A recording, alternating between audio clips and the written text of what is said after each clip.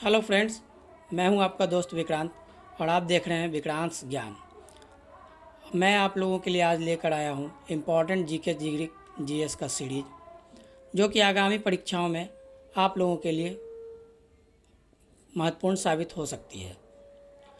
और आप लोग से एक अनुरोध है कि अगर आपको मेरा वीडियो अच्छा लगे तो मेरे चैनल विक्रांत ज्ञान को सब्सक्राइब करें और लाइक भी ज़रूर करें, और वीडियो को अंत तक पूरा ज़रूर देखें। उम्मीद है आप लोगों को यह ज़रूर पसंद आएगी।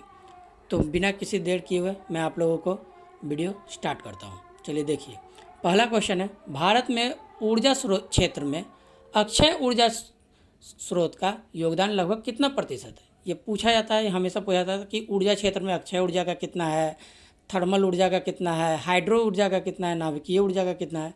तो अक्षय ऊर्जा का इसमें क्वेश्चन में है, तो अक्षय ऊर्जा का है 21%। और हम लोग जैसे बोले तो हाइड्रो ऊर्जा का कितना है, तो हाइड्रो ऊर्जा का 13% है, थर्मल ऊर्जा का 64% है, नाभिकीय ऊर्जा का 2% है। इसी प्रकार से आप देख लेंगे, पूछा जाता है, पिछली बार नाभिकीय ऊर्जा का पूछा गया था कि कितना है, तो 2%। दूसरा क्वेश्चन है, चैलेंजर गर्त का संबंध किस महासागर से। तो चैलेंजर गर्त, जिसका कि नाम मरियाना ट्रेंच है, ये प्रशांत महासागर में, इजी सवाल है। लेकिन इसी में पूछा जाएगा कि पहली महिला कौन है जो कि चैलेंजर गर्त में पहुंची है।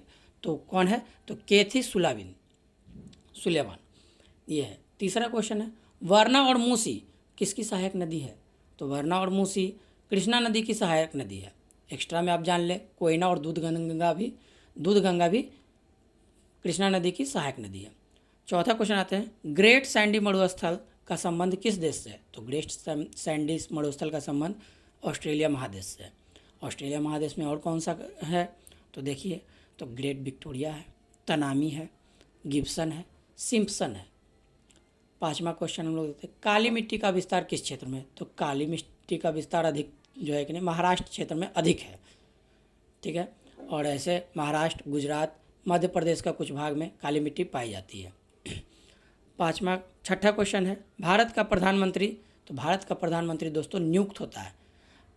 इलेक्शन में जो खड़े होते हैं वो सांसद होते हैं, और हम लोग सांसद को चुनते हैं और प्रधानमंत्री को सांसद लोग चुनते हैं, तो इसलिए राष्ट्रपति के द्वारा वो नियुक्त होते हैं।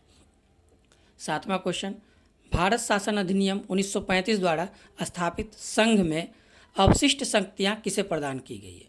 तो अवशिष्ट शक्तियाँ जो है कि नहीं, गवर्नर जनरल को प्रदान की गई थी। यहाँ पर है नहीं, थी हैं, तो गवर्नर जनरल को प्रदान की गई थी 1935 में। छठा क्वेश्चन है, आठवां क्वेश्चन है, जवाहरलाल नेहरू ने निम्न में से किस अधिनियम को गुलामी की दास्ता की संज्ञा दी थी।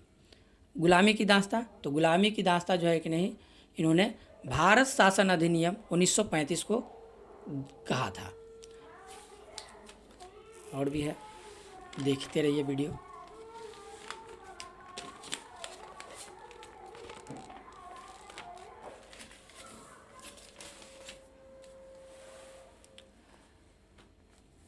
तो 9वां क्वेश्चन है, संविधान निर्माण के लिए गठित संविधान सभा का प्रतीक चिन्ह क्या था।